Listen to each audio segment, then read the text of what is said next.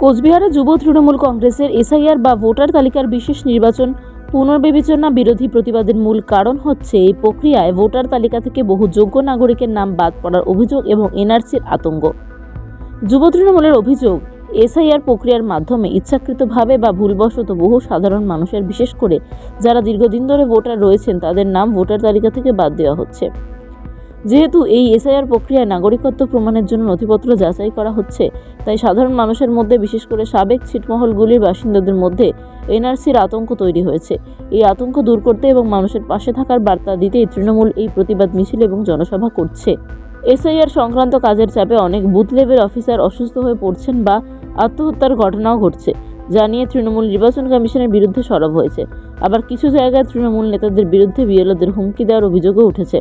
তৃণমূল কংগ্রেসের দাবি, এসআইআর প্রক্রিয়াটি সঠিক পরিকল্পনা ছাড়াই শুরু করা হয়েছে এবং এর মাধ্যমে মানুষের মধ্যে বিভেদ সৃষ্টির চক্রান্ত চলছে। এই বিষয়গুলিকে সামনে রেখে কোচবিহার সহ রাজ্যের বিভিন্ন প্রান্তে যুব তৃণমূল কংগ্রেস এসআইআর এর বিরুদ্ধে প্রতিবাদ মিছিল এবং সভা করেছে।